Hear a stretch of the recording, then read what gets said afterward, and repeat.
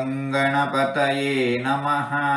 ಶ್ರೀ ಗುರುಭ್ಯೋ ನಮಃ. ಹರಿ ಓಂ. ನಮಸ್ಕಾರ. ಸುಧನ್ವಾಖಂಡಪರಶುರ್ದಾರುಣೋ ದ್ರವಿಣಪ್ರದಃ ದಿವಃ ಸ್ಪೃಕ್ ಸರ್ವದೃಗ್ವ್ಯಾಸೋ ವಾಚಸ್ಪತಿರಯೋ ನಿಜಃ.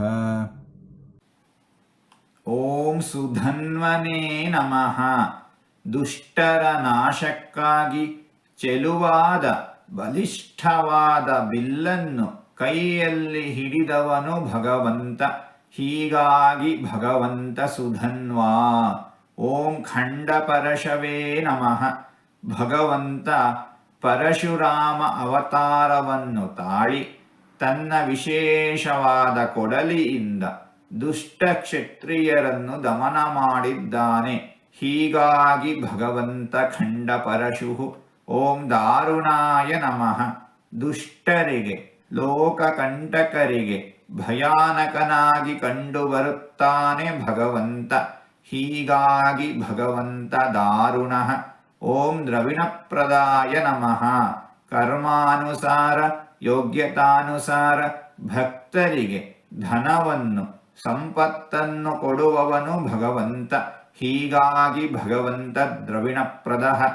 ಓಂ ದಿವಃ ಸ್ಪೃಶೇ ನಮಃ. ಭೂಮಿ ಆಕಾಶದಲ್ಲಿ ತುಂಬಿ ನಿಂತವನು ಭಗವಂತ. ಹೀಗಾಗಿ ಭಗವಂತ ದಿವಃ ಸ್ಪೃಕ್.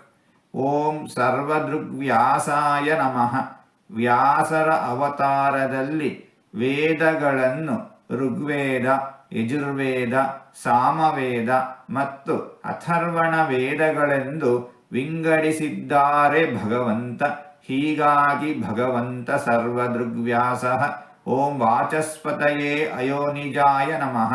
ಸಕಲ ವಿದ್ಯೆಗಳಿಗೆ ಸ್ವಾಮಿಯೂ ಜನನರಹಿತನೂ ಆಗಿದ್ದಾನೆ ಭಗವಂತ.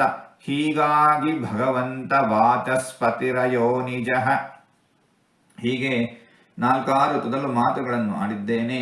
ಇದರಲ್ಲಿ ಏನಾದರೂ ತಪ್ಪುಗಳು ಇದ್ದರೆ ಆ ತಪ್ಪುಗಳನ್ನು ಬಿಟ್ಟು ಒಳ್ಳೆಯದು ಅಂತ ಏನಾದರೂ ಇದ್ದರೆ ಆ ಒಳ್ಳೆಯದನ್ನು ಮಾತ್ರ ಸ್ವೀಕರಿಸಬೇಕು ಅಂತ ಹೇಳಿ ಪ್ರಾರ್ಥನೆ.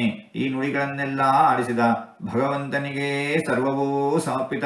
ಸರ್ವಂ ಶ್ರೀಕೃಷ್ಣಾರ್ಪಣಮಸ್ತು.